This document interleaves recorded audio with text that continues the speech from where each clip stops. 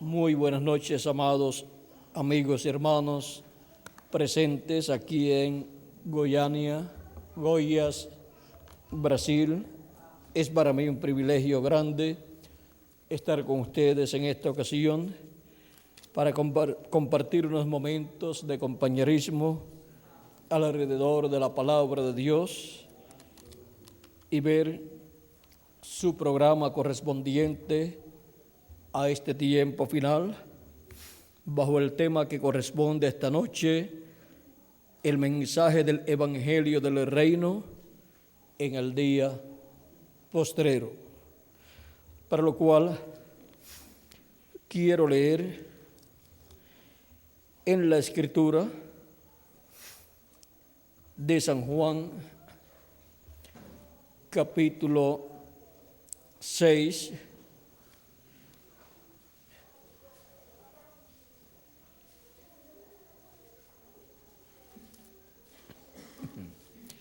versos 39 al 40, donde dice: y esta es la voluntad del Padre, el que me envió, que de todo lo que me diere no pierda yo nada, sino que lo resucite en el día postrero.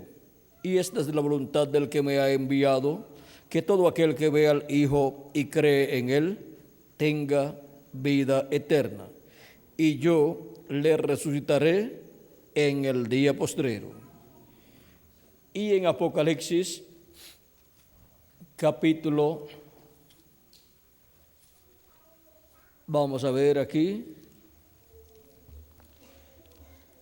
Apocalipsis, capítulo 22, verso 16, dice: yo, Jesús, he enviado mi ángel para daros testimonio de estas cosas en las iglesias.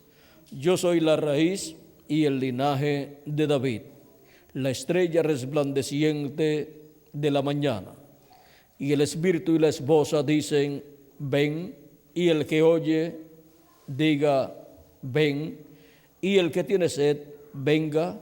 Y el que quiera, tome del agua de la vida gratuitamente. Que Dios bendiga nuestras almas con su palabra y nos permita entenderla. Pueden tomar asiento si tienen la bondad. En estos dos pasajes tenemos aquí dos profecías muy importantes. Una, la del día postrero, del cual nos habla Cristo, y nos dice que para el día postrero Él resucitará a los creyentes en Él, o sea, a los creyentes en Él que han partido, que han muerto sus cuerpos físicos. Él dice que les resucitará en el día postrero. Él también nos dice en San Juan capítulo 11, versos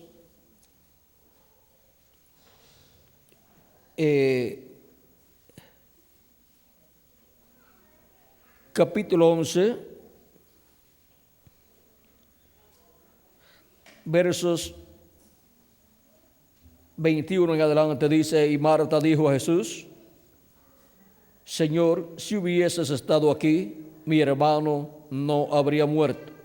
Mas también sé ahora que todo lo que pidas a Dios, Dios te lo dará. Jesús le dijo: tu hermano resucitará.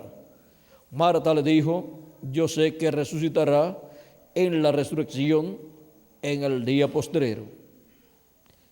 Le dijo Jesús: yo soy la resurrección y la vida.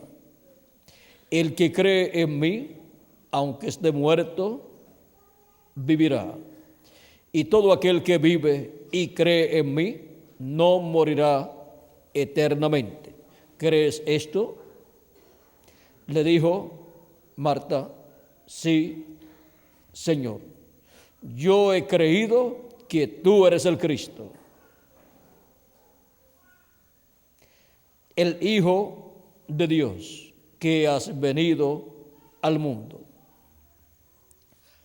Ahora podemos ver que Marta sabía que la resurrección de los muertos en Cristo, o sea, los creyentes en Cristo que morirían en cuanto a su cuerpo físico, ellos no estarían muertos porque estarían en el paraíso en sus cuerpos teofánicos, y que la muerte física para los creyentes en Cristo era temporal, porque en el día postrero Cristo había dicho en el capítulo 6 que Él los resucitaría, y ahora Marta había aprendido muy bien la enseñanza de la resurrección de los muertos en Cristo para el día postrero. Y le muestra a Cristo que ella sí había aprendido la lección de Cristo con relación a la resurrección para el día postrero. Jesús no le dice a Marta que ella está equivocada, porque Jesús había enseñado que en el día postrero Él resucitará a todos los muertos que han creído en Él y han lavado sus pecados en su sangre y han recibido su Espíritu Santo. Pero para cumplirse esa promesa en Lázaro, Jesucristo tenía que resucitarlo antes del día postrero, para luego en el día postrero resucitarlo también. ¿Cómo se puede entender esto?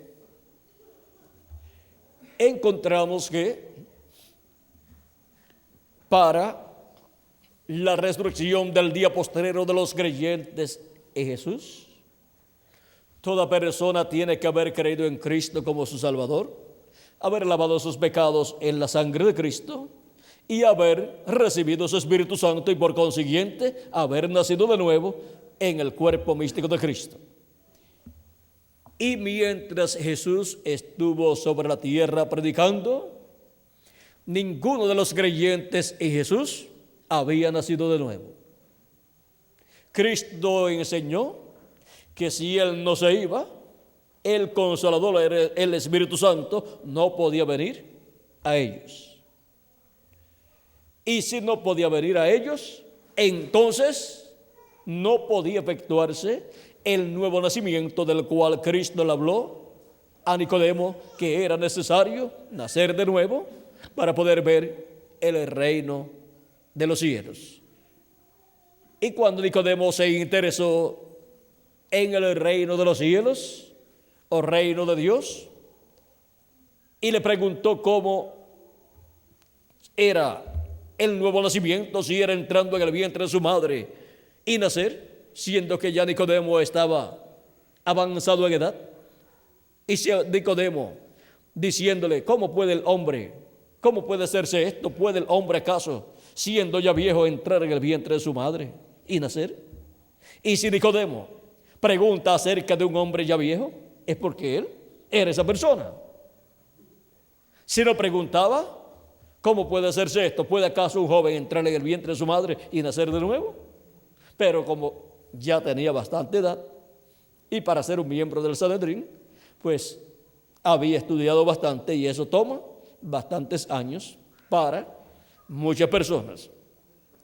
Y ahora, vean ustedes, Nicodemo estaba interesado en entrar al reino de Dios, al reino de los cielos, y ahora Jesús le dice que se requiere nacer de nuevo.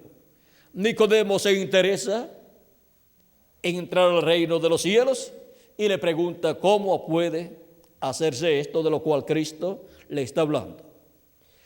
Nicodemo pensó que tenía que nacer de nuevo, o sea, que era algo como en los que piensan en la reencarnación, nacer por segunda vez. Y algunos piensan que se nace en la tierra unas cuantas veces, pero Jesucristo le dijo que era naciendo del agua y del Espíritu.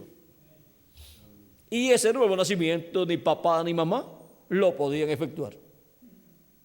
Muchos han hecho con lo que ellos saben, y aún estando en una raza ya caída. Han hecho algo tan grande que todavía los científicos, con todo lo que han estudiado, no lo pueden hacer. Pero dicen los científicos, hemos producido vida en el laboratorio y hemos logrado producir un niño de probeta, y ahora, cuando esté grande, ¿a quién le van a decir papá y mamá? Aunque sus padres son aquellos que colocaron el espermatozoide y el óvulo, esos son sus padres, pero luego no van a saber quiénes son. Y ahora pues te están también colocando en vientres alquilados o una matriz alquilada para colocar el óvulo ya fértil o fertilizado o ya fecundado es la palabra. Y ahora, cuando nace el niño, no saben quién realmente es la madre y el padre, y aún la misma que lo da a luz tampoco es la madre, y tampoco va a saber quién fue la que lo dio a luz, porque eso lo hacen para personas que están pagando para una persona, un vientre alquilado, produzca ese niño para después ellos tomar ese niño y obtenerlo como si fuera hijos de ellos, pero no han hecho nada más que pagar para que alguien tenga ese niño, y ni siquiera, ni el óvulo siquiera es de esa mujer. Así que son hijos que ellos podían traer, que no saben ni quién es su padre ni quién es su madre, aunque los dueños del óvulo y del espermatozoide son los verdaderos padres, pero ni siquiera ellos, los dueños reales, los padres reales, ni siquiera saben que tienen algún hijo y quién es ese hijo. Ahora, eso es algo triste para un niño que aparezca en esta tierra en esa forma. Ahora la ciencia puede pensar que han logrado gran cosa, pero a ninguno de los científicos le gustaría ser un hijo de esa clase.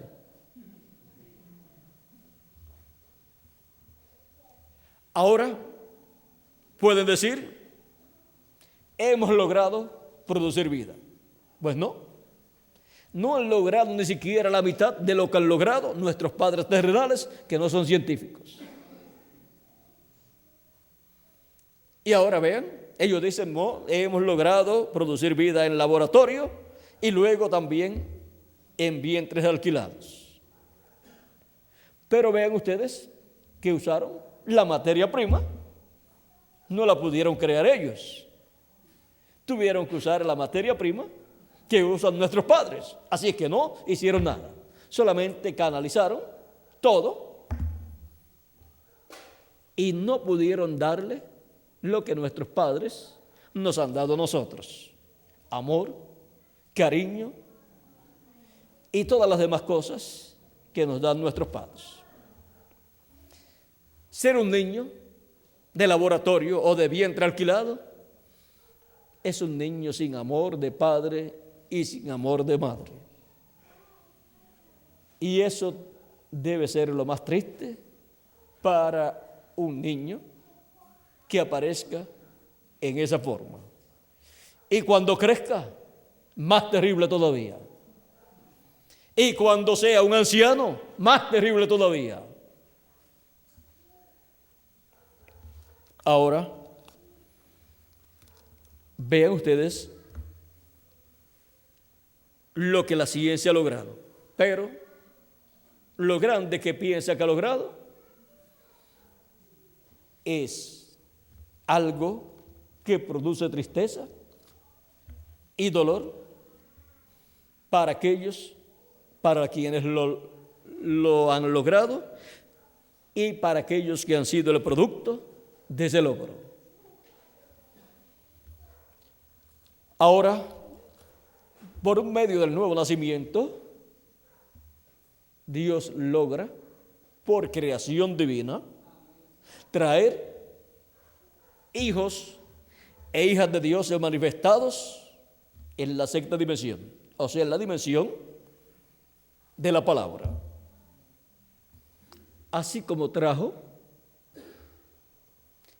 en la sexta dimensión su cuerpo teofánico, el cuerpo de la palabra, llamado el Verbo de Dios. Vean ustedes, es un cuerpo parecido a nuestro cuerpo, pero de otra dimensión, de la dimensión sexta, que es la dimensión de la palabra. Y luego en esa dimensión, vean ustedes, los millones de ángeles que hay en esos cuerpos teofánicos. Y vean ustedes cómo también Dios trajo a Adán, o sea, el alma de Adán, a un cuerpo teofánico de la sexta dimensión. Y le creó un cuerpo teofánico que es la imagen de Dios, porque Dios hizo al hombre a imagen primero y luego a semejanza de Dios. A imagen y semejanza. La imagen es el cuerpo teofánico, o sea, la teofanía, y la semejanza la tenemos en Jesús. El cuerpo de Jesús es la semejanza de Dios y el cuerpo teofánico de Jesús, llamado en diferentes ocasiones el ángel del pacto o ángel de Jehová, o Elohim, o Melquisedec, cuando le apareció a Abraham. Esa es la imagen de Dios. Y luego encontramos que Dios ha venido descendiendo de la séptima dimensión, pasó a la sexta dimensión, ahí en un cuerpo teofánico, y luego pasó a esta dimensión terrenal en un cuerpo físico llamado Jesús. Vean cómo lo más que se parece a Dios es el ser humano, y lo más que se parece al ser humano es Dios. Dios con su cuerpo teofánico y su cuerpo físico llamado Jesús. Ahora podemos ver que el hombre es a imagen y semejanza de Dios, y Dios ha sido manifestado a esa semejanza del hombre, esa semejanza física, fue manifestado en un cuerpo de carne llamado Jesús. Por cuanto los hijos participaron de carne y sangre, Él también participó de lo mismo, para quitar el pecado del mundo para todos los hijos e hijas de Dios. Y ahora, Dios, estando en su cuerpo teofánico en la sexta dimensión, en ese cuerpo teofánico llamado el ángel de Jehová, o ángel del pacto, o Elohim, o Melquisedec, en esa forma de ángel le apareció Dios a muchos profetas del Antiguo Testamento. En ese cuerpo teofánico le aparecía a Adán, y Adán estaba en su cuerpo teofánico también, que Dios le creó. Y luego Dios del polvo de la tierra le creó un cuerpo físico de carne y sangre y huesos, pero Dios todavía no se había creado un cuerpo físico de carne y sangre, porque eso estaba en el programa divino para más adelante. Adán ya se encontraba en un cuerpo de carne a semejanza del cuerpo de carne que Dios tendría cuando Dios fuera manifestado en carne humana. ¿Cuándo fue manifestado en carne humana la persona de Jesús? Dice San Pablo en 1 de Timoteo capítulo 3 verso 16, grande es el misterio de la piedad. Dios ha sido manifestado en carne. Ese es un misterio muy grande. Pero vean cómo ha venido bajando Dios. De la séptima dimensión pasó a la sexta dimensión, donde aparece en diferentes ocasiones con ese cuerpo teofánico, y luego bajó a esta dimensión terrenal en un cuerpo de carne llamado Jesús. El profeta Isaías en el capítulo 7 verso 14 dice de la siguiente manera: por tanto el Señor mismo os dará señal. He aquí que la Virgen concebirá y dará a luz un hijo y llamará su nombre Emmanuel. Emmanuel significa Dios con nosotros. Ahora vean cómo Dios vino a estar con los seres humanos en medio del pueblo hebreo, en la forma de un hombre, en la forma de un profeta, el cual por consiguiente tiene las dos conciencias juntas, y por esa causa Jesús vivía ambos mundos, el mundo físico y el mundo espiritual, y podía ver en ambos mundos, y podía hablar de ambos mundos, y podía decir tal cosa está aconteciendo, y después decir en cuál de los mundos estaba sucediendo. Y podía ver primero en el mundo espiritual cosas que luego se materializarían en el mundo físico. Por eso es que Jesús hablaba en algunas ocasiones cosas y las personas no las podían comprender. Vean ustedes cuando dice: nadie subió al cielo, sino el que descendió del cielo, el Hijo del Hombre que está en el cielo y estaba allí en la tierra. Y las personas que lo escuchaban decían: este hombre no hay cómo entenderlo. Dice que descendió del cielo y ahora está en la tierra, y ahora dice que está en el cielo. Nadie subió al cielo sino el que descendió del cielo, el Hijo del Hombre que está en el cielo y estaba en la tierra. Y cuando decía que Él cuando decía: yo soy el pan de vida que he descendido del cielo, y el que come de este pan vivirá eternamente. Y también decía: el que no coma mi carne y beba mi sangre no tiene vida permaneciente en sí. Cuando dice eso, entonces piensan: este hombre es un loco, porque ahora está enseñando que hay que comerse su carne. Y esto solamente se ve allá en los indios o salvajes de tribus que se comen la gente. Así es que este hombre hay que dejarlo solo. Y se fueron. Los discípulos dicen entre sí: dura es esta palabra, ¿quién la puede recibir? Piensen ustedes, si un hombre en este tiempo viene diciéndoles que para vivir eternamente ustedes se tienen que comer su carne y beber su sangre, ¿no piensan ustedes que está medio mal de la mente? ¿O que está predicando una religión de esos indios o tribus que se comen la gente? Ahora, vean ustedes cómo pudieron pensar muchas personas de los que habían visto los milagros de los panes y los peces y estaban muy contentos, porque cuando se les da comida a la gente, pues todo el mundo está contento. Y si no tienen que pagar nada, mucho más contento.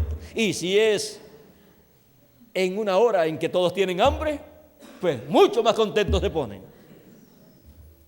Y así estaban los discípulos y también todas aquellas personas que comieron los panes y los peces. Pero ahora cuando les dice que ahora la comida era su carne y su sangre, ahí pensaron que la cosa se había puesto muy mala para ellos. Si les hablaba de comer panes y peces, estaban contentos. Pero ahora les hablaba de comer su carne y beber su sangre. Pero había una forma, y no era comer literalmente su carne y beber su sangre. Y ahora se van miles de personas que estaban siguiendo a Jesús. No pudieron recibir su palabra porque pensaron que esas palabras que él le estaba hablando no estaban correctas, pero sí estaban correctas. Lo que sucede es que no pudieron comprender el significado de las palabras de Jesús y tampoco él les dio a conocer el significado de esas palabras. Ahora, vean ustedes que el que cree en nuestro amado Señor Jesucristo y lava sus pecados en la sangre de Cristo y recibe su Espíritu Santo, obtiene el nuevo nacimiento. Por lo tanto, esa persona ha estado comiéndose la carne y bebiéndose su sangre. Y Cristo tipificó su carne y su sangre en la Santa Cena. La tipificó allá en la última cena también. Y ahora, los discípulos de Jesucristo, mientras Jesucristo estaba sobre la tierra, ninguno de ellos había nacido de nuevo. Por lo tanto, cualquiera de ellos que muriera, si no era resucitado por Jesús, en aquel tiempo, no se podía levantar en la resurrección de los muertos en Cristo en el día postrero. ¿Por qué? Porque entonces esa persona pertenecía a los santos del Antiguo Testamento. O quedaba para la segunda resurrección después que termine el reino milenial. A uno de esos dos grupos iba a pertenecer. Ahora sí, Lázaro no era resucitado por Cristo en esos días que había muerto. Entonces Lázaro iba a pertenecer a los santos del Antiguo Testamento. Por lo tanto, iba a resucitar cuando Jesucristo resucitar de entre los muertos antes de comenzar el nuevo nacimiento, el cual comenzó el día de Pentecostés.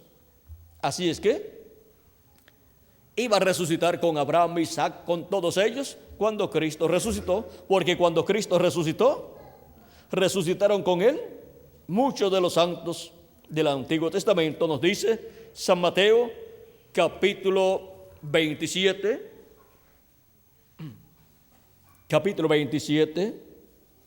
verso 51 en adelante, o 50 en adelante, dice: mas Jesús, habiendo otra vez clamado a gran voz, entregó el Espíritu. Y aquí el velo del templo se rasgó en dos, de arriba a abajo. Recuerden que el velo del templo representa a Jesús en su primera venida. Jesús, o sea, la venida del Señor, siempre es el velo del templo, porque Él es la puerta. Y cuando Jesús allí murió, que su cuerpo fue herido allí para morir, el velo del templo también fue herido, se rasgó, Dios lo rasgó de arriba abajo. Pues hubo truenos, relámpagos y así por el estilo en esa ocasión. Y la tierra también tembló. Dice, y aquí el velo del templo se rasgó en dos de arriba abajo y la tierra tembló y las rocas se partieron. O sea, hubo un temblor o terremoto, un terremoto grande ese día. Y se abrieron los sepulcros y muchos cuerpos de santos que habían dormido se levantaron. Y saliendo de los sepulcros después de la resurrección de Él, o sea, después de la resurrección de Cristo, vinieron a la santa ciudad y aparecieron a muchos. Ahora vean, cuando resucitaron, allí los santos del Antiguo Testamento resucitaron con Cristo. Por lo tanto, si Lázaro hubiera muerto y no hubiera sido resucitado por Cristo, en esa ocasión hubiera resucitado con Cristo Lázaro si pertenecía a los santos del Antiguo Testamento. Pero si no pertenecía a los santos del Antiguo Testamento y tampoco resucitaba, y tampoco Jesús lo resucitaba allí en aquella ocasión en que lo resucitó, o sea, mientras Jesús estaba en su ministerio terrenal, entonces Lázaro ni pertenecía a los santos del Antiguo Testamento, ni pertenecía tampoco de los que iban a resucitar, ni tampoco a los santos del Nuevo Testamento que van a resucitar en el día postrero, antes de comenzar el reino milenial y antes de comenzar la gran tribulación. Por lo tanto, Lázaro pertenecía al grupo que recibirá vida eterna después del reino milenial. En la resurrección segunda, donde se levantarán muchas personas, los cuales recibirán vida eterna en el juicio final. Pero Lázaro, por ser un creyente en Cristo y ser un elegido de Dios, un escogido de Dios, tenía que ser resucitado por Cristo para después morir. Ahora vean, Jesús resucitó a Lázaro y después Lázaro murió, ya cuando tuvo cierta cantidad de años, pero ya después del día de Pentecostés en adelante, en algún año, murió, no sabemos si de viejo o por algún problema de salud, pero ya había obtenido su nuevo nacimiento, así como Marta y María también. Por lo tanto, pertenecen ellos, esa familia completa pertenece al reino de los cielos, o sea, a la iglesia del Señor Jesucristo. Pertenece a los elegidos de Dios, a los hijos e hijas de Dios. Y es una bendición grande cuando en la familia todos son creyentes, porque todos pertenecen al cuerpo místico de Jesucristo. Esa es la bendición más grande que puede tener una familia, que todos sean escogidos de Dios, elegidos de Dios, primogénitos de Dios, porque todos recibirán el cuerpo nuevo y reinarán con Cristo por 1000 años y luego por toda la eternidad. Y si alguno de esa familia se va adelante, pues cuando regrese será testigo para esa familia que la resurrección ya ha sucedido y que la transformación para los que están vivos ha llegado. Y esos familiares que están vivos serán transformados también y tendrán también el nuevo cuerpo. Ahora, la resurrección de los muertos en Cristo está señalada para el día ¿qué?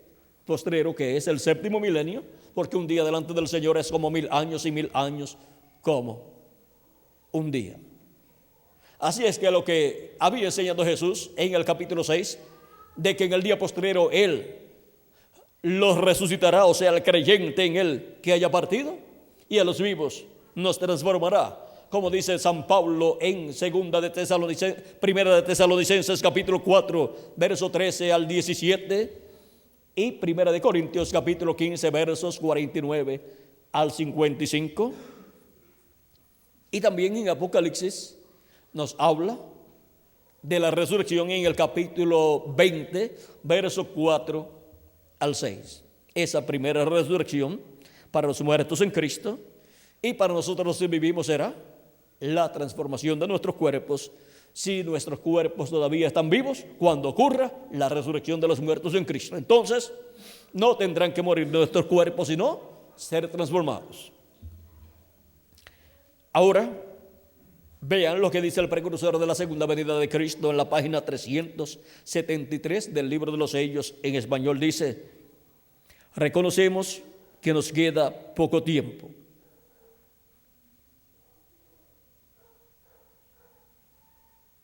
Y la novia puede subir en cualquier momento. En cualquier momento es posible que el Cordero salga del trono de Dios, donde se encuentra el sacrificio. Luego allí será el fin. Ya no habrá esperanzas para el mundo. Allí será su final. En ese tiempo, la tierra comenzará con sus contracciones violentas, que serán los terremotos y las tremendas sacudidas, como sucedió en el día de la resurrección de nuestro Señor. La misma cosa sucederá ahora cuando los santos aparezcan. Señor, sabemos que puede ser en cualquier momento. Estamos esperando que llegue ese gran día de alegría. Vean, será un tiempo de terremotos, de sacudidas terribles sobre la tierra, pero será un día de alegría, de felicidad, de gozo para todos los escogidos de Dios, que estarán vivos en ese momento, porque estaremos viendo el regreso en cuerpos eternos de los escogidos de Dios de edades pasadas y de los de nuestro tiempo que ya han partido y que nosotros conocemos. Cuando regresen en sus cuerpos eternos, los vamos a conocer también cuando hablen con nosotros. Quizás si partió siendo un ancianito o una ancianita, al verlo físicamente no los vamos a conocer, pero cuando nos hablen y nos cuenten de cosas que sucedieron y que nosotros conocemos, de seguro le preguntaremos: ¿y cómo tú sabes eso? Nos dirá: es que yo soy aquel que estuve allí hablando contigo. ¿Cómo? Sí. ¿Quieres saber algo más? ¿Recuerdas tal y tal y tal cosa? Sí. ¿Recuerdas cuando te dije tal y tal cosa? Sí. Ah, entonces tú eres fulano de tal. Pues claro que sí.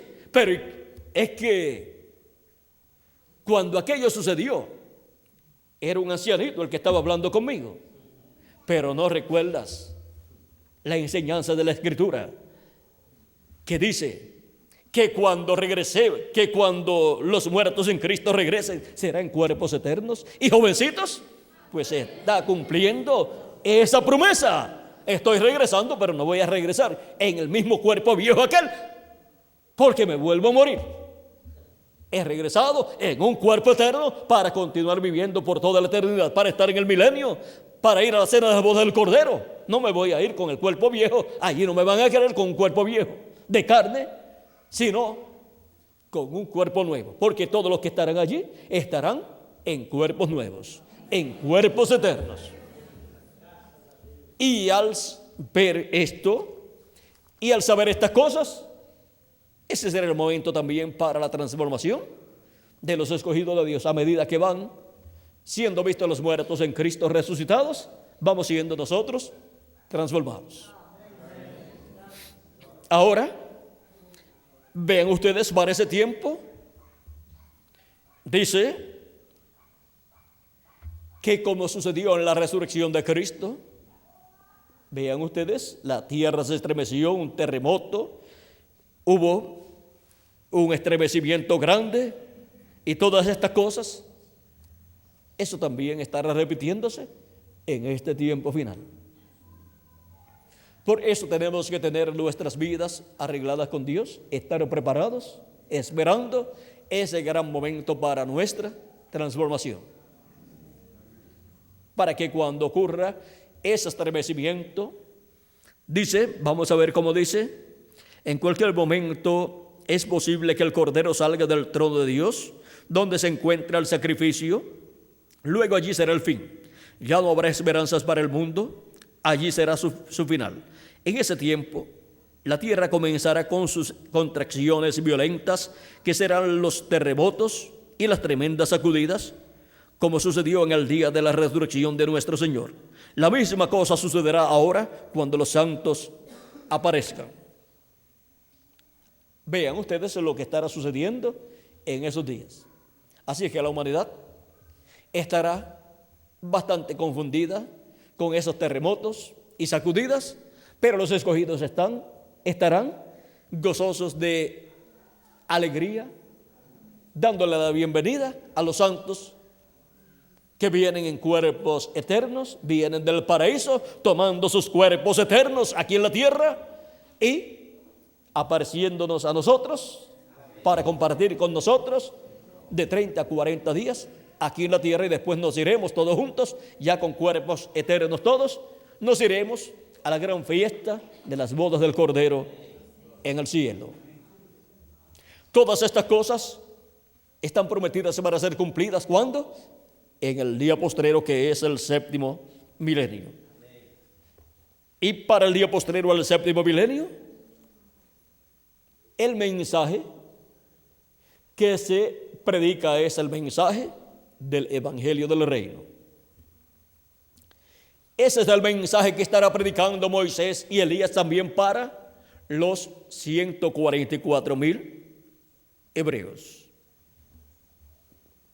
Vean ustedes en la página 100, vamos a ver por aquí, del libro de los sellos. En español vamos a ver página 123 primero. Leemos donde dice: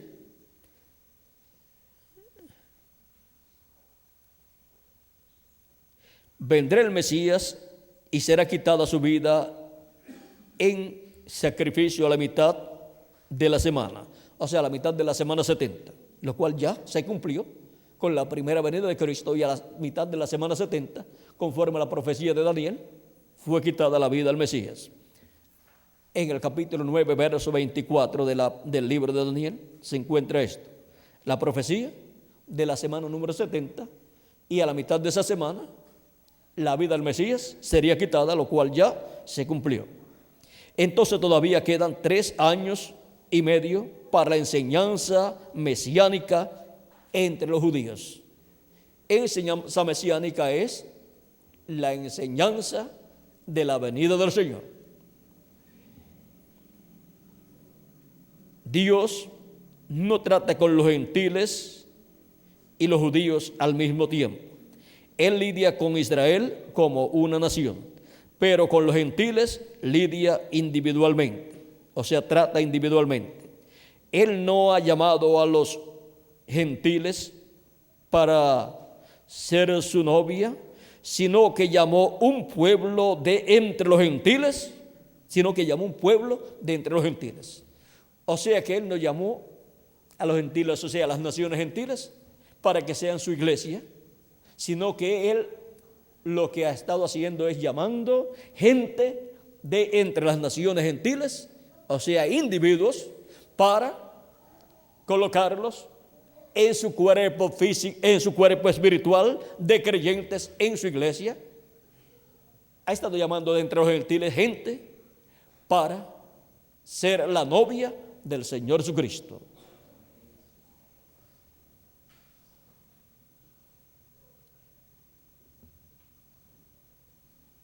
Ahora Él lidia con Israel como una nación, y ahora mismo ella está allí como una nación.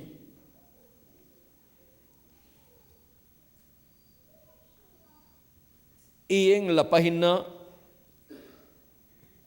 310 de este mismo libro de los sellos dice: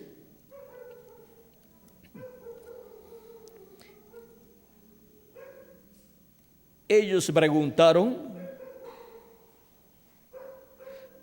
le preguntaron a Jesús en el libro de los Hechos, capítulo 1, ¿restituirás el reino de Israel en este tiempo? El reino judío será establecido sobre la tierra. Ustedes ya saben eso. Juan dijo que el reino es de ahora, o sea, lo que tenemos durante las 7 edades de la iglesia gentil, durante la dispensación de la gracia. Vean ustedes, está hablando, dice, este ahora es el reino del evangelio, pero el reino de los judíos será predicado por estos 2 profetas.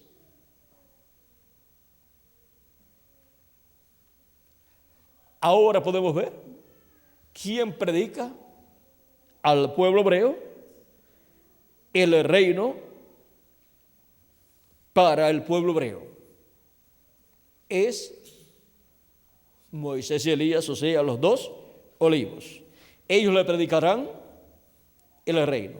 Por lo tanto, predicarán el evangelio del reino y le hablarán acerca del reino de Dios siendo establecido en la tierra en medio del pueblo hebreo, en donde el pueblo hebreo será cabeza de todas las naciones, pues estará allí el trono de Dios, el trono de Cristo del Mesías, desde donde gobernará, el cual es el trono de David, donde Cristo como hijo de David se sienta.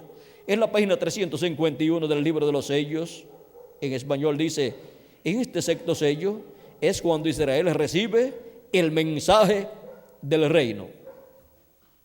El mensaje del reino, no el mensaje de la gracia, ni el mensaje de la ley, sino el mensaje del reino, porque en ese tiempo final se entrelaza la dispensación del reino con la dispensación de la gracia. Y el mensaje que corresponde a Moisés en su segunda manifestación y a Elías en su quinta manifestación es el mensaje del evangelio del reino. Ese es el mensaje del reino que predica Apocalipsis capítulo 11, verso 13 en adelante, o sea, los 2 olivos, los 2 ungidos.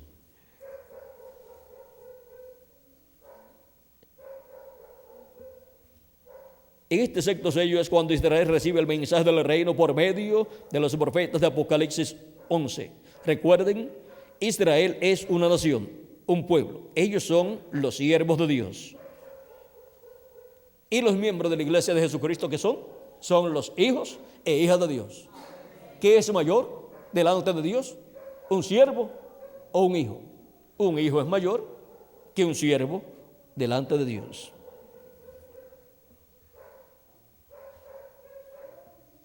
Y cuando Israel dé el paso de entrada al reino, eso tendrá un carácter nacional. En Israel, durante la edad del reino, será cuando el hijo de David se sentará sobre el trono. ¿Sobre qué trono? Sobre el trono de David. Por eso fue que aquella mujer en Mateo 15:22 clamó, hijo de David, porque Dios le juró a David que él levantaría a su hijo, que tomaría su trono y sería un trono perpetuo, que no tendría fin. Salomón fue el tipo cuando edificó el templo. Pero Jesús les dijo aquí que no quedará piedra sobre piedra. Pero, ¿qué es lo que les está procurando decir aquí? Que él mismo iba a regresar.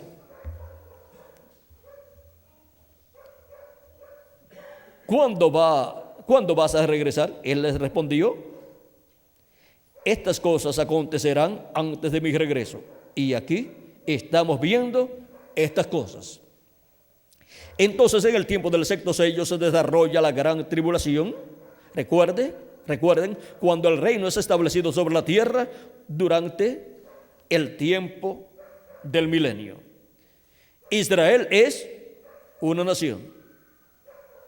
Ahora, ¿cuándo es establecido el reino?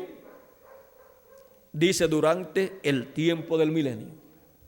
O sea que el 7º milenio comienza y en algún año del 7º milenio es establecido el reino de Dios en este planeta Tierra en medio del pueblo hebreo.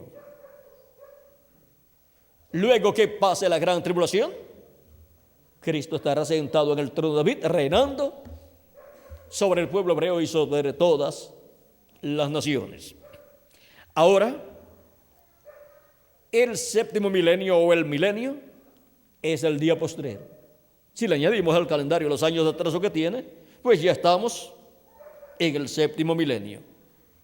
Si no le añadimos los años de atraso que tiene el calendario, pues faltan de 2 a 3 años para terminar el sexto milenio y entrar al séptimo milenio.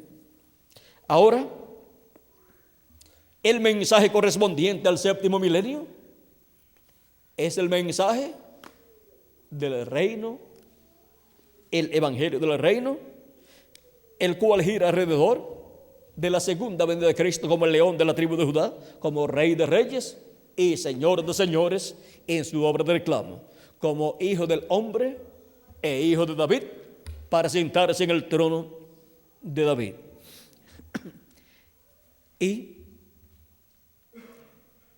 es la venida del Hijo del Hombre, como dijo Jesús en San Mateo capítulo 16, versos 27 al 28, cuando nos habló, diciendo: porque el Hijo del Hombre vendrá en la gloria de su Padre con sus ángeles, y entonces pagará cada uno conforme a sus obras. De cierto os digo que hay algunos de los que están aquí que no gustarán la muerte hasta que hayan visto al Hijo del Hombre viniendo en su reino. Antes del reino ser establecido, pues tiene que venir. ¿Y cómo viene el reino de Dios para ser establecido en la tierra? Viene en el cumplimiento de la venida del Hijo del Hombre con sus ángeles.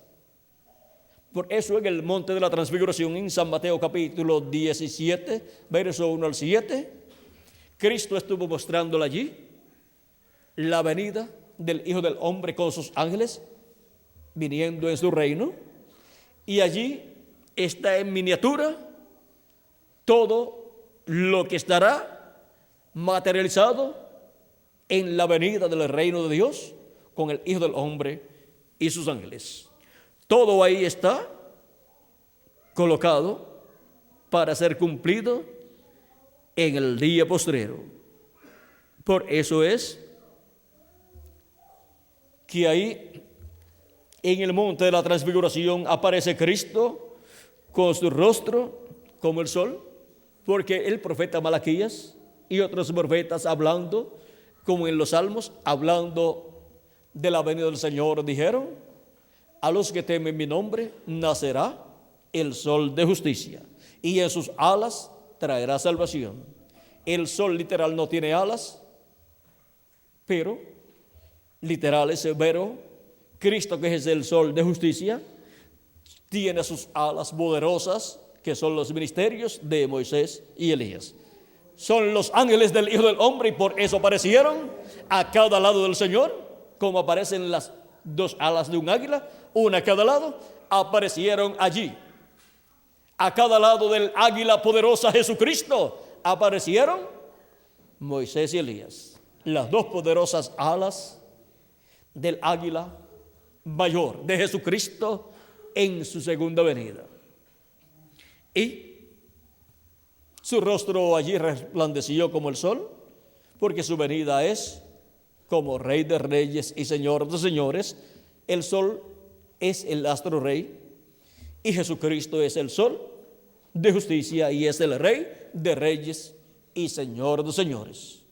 O sea que las cosas que vemos ahí en el monte de la transfiguración son símbolos que están siendo mostrados en esta visión para ser cumplidos, materializados en el día postrero. Y ahora vean ustedes cómo para el día postrero está establecido en la Escritura cómo será la venida del Hijo del Hombre con sus ángeles viniendo en el reino de su Padre. Dijo el precursor de la segunda venida de Cristo en la página 59 del libro de los sellos, página 59 del libro de las edades, dice en español: y los tres apóstoles vieron eso, el orden de su segunda venida. Ellos lo vieron transfigurado allí en el monte. Su vestido era resplandecientemente blanco y su rostro brillaba como el sol en su cenit.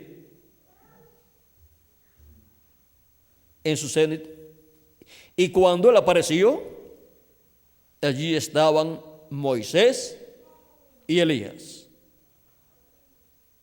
uno a cada lado. Así es exactamente como él vendrá. En verdad, Elías vendrá primero y convertirá los corazones de los hijos, la novia, a la doctrina apostólica de la palabra de los padres. Ahora vean ustedes lo que nos enseña aquí el precursor de la segunda venida de Cristo. Nos muestra el orden de la segunda venida de Cristo, mostrándonos que lo que fue visto en el monte de la transfiguración es lo que estará siendo visto en la venida del Hijo del Hombre con sus ángeles. Y el monte allí de la transfiguración es tipo y figura del monte de Dios, del monte de Sión, que es la iglesia del Señor Jesucristo.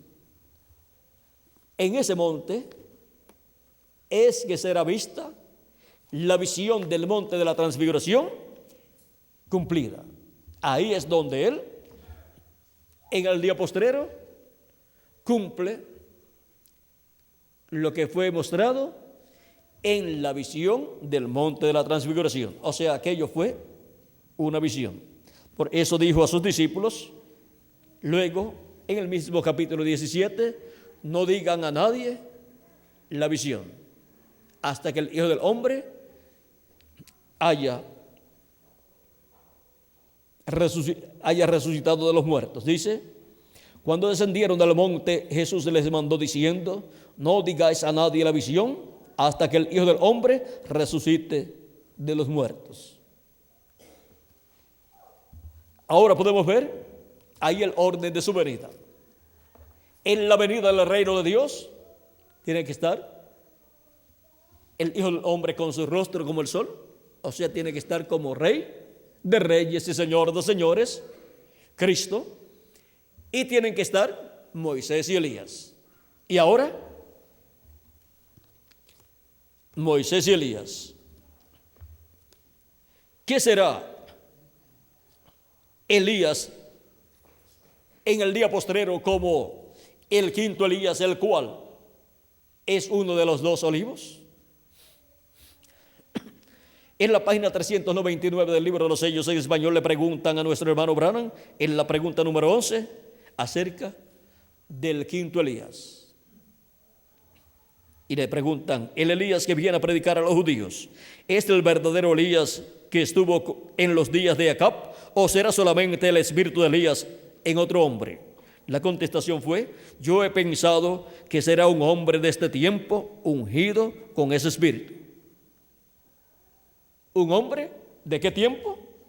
De este tiempo. No un hombre del pasado, sino un hombre del presente. Un hombre del tiempo en donde se esté cumpliendo esa profecía. Un hombre de este tiempo ungido con ese espíritu. Un hombre en el cual el Espíritu Santo estará operando ese ministerio de Elías por quinta vez. Así como operó el ministerio de Elías en Elías Tisbita, luego lo operó en Eliseo, el cual pidió una doble porción del espíritu que estaba en Elías, luego lo operó en Juan el Bautista por tercera ocasión. Jesús dijo, él es aquel Elías que había de venir, hablando de Juan el Bautista, si ustedes lo quieren recibir. Y luego operó el ministerio de Elías en el reverendo William Branham por cuarta ocasión. Él es el Elías que había de venir precursando la segunda venida de Cristo. Y ya se fue, pero dejó su mensaje. Por eso hacemos referencia a su mensaje en nuestro tiempo. porque Él es el precursor de la segunda venida de Cristo. Por lo tanto, Él, por medio de sus mensajes, muestra cómo será la venida del Hijo del Hombre para el día postrero. ¿Cómo será la venida del Hijo del Hombre? Porque dice la Escritura que será la venida del Hijo del Hombre con sus ángeles. Ahora, y sus ángeles son Moisés y Elías. Y ahora, ¿cómo es que vendrá? Elías será un hombre ungido con ese espíritu ministerial de Elías, porque estará el Espíritu de Dios en él, ungiéndolo con el ministerio de Elías, así como estuvo el Espíritu de Dios en Juan el Bautista. Dice que fue lleno del Espíritu Santo aún desde el vientre de su madre, y fue aquel Elías que había de venir. Fue ungido con ese ministerio de Elías, con el espíritu y virtud de Elías, y fue el Elías precursor de la primera venida de Cristo. Y Elías, viniendo nuevamente por cuarta ocasión, fue el precursor de la segunda venida de Cristo. Fue un hombre ungido, otro hombre ungido con ese espíritu ministerial de Elías, el cual fue el reverendo William Branham. Y para el día posterior, el Elías que le predicará al pueblo hebreo será un hombre ungido de este tiempo con ese espíritu. Un hombre en el cual el Espíritu Santo estará manifestando el ministerio de Elías por quinta ocasión. Así también es para Moisés. En Moisés que vendrá será un hombre ungido con ese espíritu ministerial de Moisés, el cual será el segundo Moisés para este tiempo final. Y esto es si no contamos a Jesús como el segundo Moisés. Si contamos a Jesús como el segundo Moisés, entonces sería el tercer Moisés, la manifestación de el ministerio de Moisés en el día posterior. Pero solamente contando el primer Moisés, el que sacó al pueblo hebreo de la tierra de Israel, y luego contando a uno de los dos olivos como el segundo Moisés para este tiempo final. Y ahora, ¿qué será la venida del Hijo del Hombre? La venida del jinete del caballo blanco de Apocalipsis 19. Dice el precursor de la segunda venida de Cristo, en la página 277, nos dice que el jinete es el Espíritu Santo. O sea, Cristo en Espíritu Santo es el jinete de ese caballo blanco de Apocalipsis. Dice en la página 277 en español del libro de los sellos, orando, dice: pedimos que el Espíritu Santo venga ahora mismo, el jinete del verdadero caballo blanco, mientras su espíritu, el Espíritu de Cristo, entre en confrontación con el anticristo y él llame los suyos. Pero ahora, para la venida del reino de Dios, para la venida del Hijo del Hombre en su reino con sus ángeles, ¿cómo vendrá el jinete del caballo blanco de Apocalipsis 19? ¿Cómo vendrá el Espíritu Santo, que es Jesucristo en el Espíritu Santo, el ángel del pacto? ¿Cómo vendrá? Página 256 dice: pero cuando nuestro Señor aparezca sobre la tierra, Él vendrá sobre un caballo blanco como la nieve. O sea, está citando lo que dice Apocalipsis 19. Y será completamente Emmanuel, la palabra de Dios encarnada en un hombre.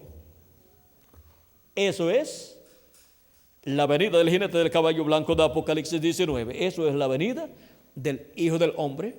Y con sus ángeles, pues es el Espíritu Santo ungiendo a un hombre de este tiempo y manifestando en ese hombre los ministerios de Moisés por segunda vez y de Elías por quinta vez.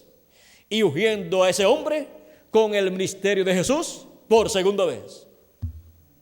Los ministerios de Moisés, de Jesús y de Elías estarán manifestados en ese hombre, donde estará el Espíritu Santo, donde estará Jesucristo en el Espíritu Santo manifestado para cumplir sus promesas correspondientes a este tiempo final. Pero ese hombre no será Elías, literalmente hablando, ni tampoco será Moisés, literalmente hablando, ni tampoco será Jesús, literalmente hablando. Por eso fue que cuando Juan el apóstol quiso adorar al ángel de Jesús, el ángel le dijo que no lo hiciera.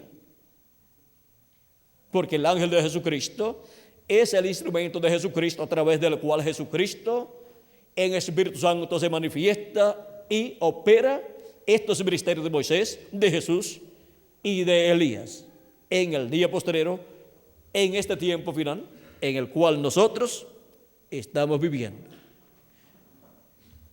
Y luego que los muertos en Cristo resuciten y nosotros los que vivimos seamos transformados, luego, entonces veremos a Jesucristo en su cuerpo, porque seremos arrebatados en las nubes para recibir al Señor en el aire, y así estaremos siempre con el Señor. Y nos iremos a la cena de las bodas del Cordero con nuestro amado Señor Jesucristo. Pero antes de ese momento en que ya estemos transformados, antes de ese momento en que estemos transformados y arrebatados al cielo, estaremos viendo a Jesucristo en el Espíritu Santo manifestado en su ángel mensajero, operando estos tres grandes ministerios: el ministerio de Moisés por segunda vez, el ministerio de Jesús por segunda vez y el ministerio de Elías por quinta vez. Y aún con todo y eso, ese ángel ni es Jesucristo, ni es Moisés, ni es Elías, pero en él estarán esos tres grandes ministerios manifestados, porque el Espíritu Santo, que Jesucristo en Espíritu Santo estará operando esos ministerios, porque ese es el ungido con el Espíritu Santo para el día postrero, que viene con el mensaje del Evangelio del Reino, predicándolo, porque ese mensaje siendo predicado es la gran voz de trompeta sonando en este tiempo final y llamando y juntando a todos los escogidos de Dios. Es la gran voz de trompeta del Evangelio del Reino, llamando y juntando a todos los escogidos de Dios y dándonos a conocer todas estas cosas que deben suceder pronto en este tiempo final. Y después que haya concluido la labor entre los gentiles, luego se tornará Cristo al pueblo hebreo por medio de su ángel mensajero y con el mensaje del Evangelio del Reino, que gira alrededor de la segunda venida de Cristo con sus ángeles, gira alrededor de la venida del Hijo del Hombre con sus ángeles, gira alrededor de la venida del ángel que era diferente a los demás, manifestando los ministerios de Moisés, de Jesús y de Elías en el ángel de Jesucristo. Con ese mensaje llamará y juntará 144,000 hebreos. Los hebreos están esperando la venida del Señor, la venida del Mesías. Y cuando ellos hablan de la venida del Mesías, que ellos están esperando, ellos dicen que están esperando ¿qué? Un hombre, un profeta. ¿Por qué? Porque es en un profeta donde estarán manifestadas estas bendiciones para el pueblo hebreo. El ángel del pacto, el ángel de Jehová, que se manifestó en carne humana 2000 años atrás, en el velo de carne llamado Jesús, en este tiempo final estará manifestado en el ángel del Señor Jesucristo. Y eso es lo que el pueblo hebreo está esperando, ver a ese hombre ungido con el Espíritu Santo, ver a ese hombre ungido en el cual vendrá el ángel del pacto, el ángel de Jehová, el Dios de Abraham, de Isaac y de Jacob, manifestado en carne humana. Eso es lo que el pueblo hebreo está esperando, pero hasta que los escogidos de entre los gentiles no entren en toda su plenitud, o sea, no se complete el número de los escogidos de Dios entre los gentiles y la resurrección de los muertos en Cristo ocurra y la transformación nuestra ocurra, el pueblo hebreo tiene que continuar esperando allá, porque la obra entre los gentiles todavía no ha terminado. Cuando termine, los muertos en Cristo resucitarán en cuerpos eternos, nosotros los que vivimos seremos transformados, y entonces el pueblo hebreo tendrá su oportunidad. Ahora podemos ver este misterio del mensaje del Evangelio del Reino en el día postrero. Y hemos visto quién es el mensajero que viene en el día postrero predicando el mensaje del Evangelio del Reino, que es el mensaje de la dispensación del reino. Es el mensajero de la dispensación del reino, que es el ángel del Señor Jesucristo, a través del cual Cristo estará manifestándose en este tiempo final. El mensaje del Evangelio del reino en el día postrero. Ese es el mensaje que comienza en medio de la iglesia de Jesucristo en el día postrero, porque comienza Dios a cumplir las promesas correspondientes a la venida del reino de Dios, y el mensaje gira alrededor del cumplimiento de esas promesas. Por lo tanto, los primeros que conocerán el mensaje y escucharán el mensaje del Evangelio del Reino son los escogidos de este tiempo final, los cuales son llamados y juntados con ese mensaje del Evangelio del Reino. Y luego le tocará al pueblo hebreo esa bendición. Y ese es el mensaje que se predicará durante todo el reino milenial. Y luego pasará a la eternidad. O sea, pasará a una nueva fase o etapa en el reino de Dios.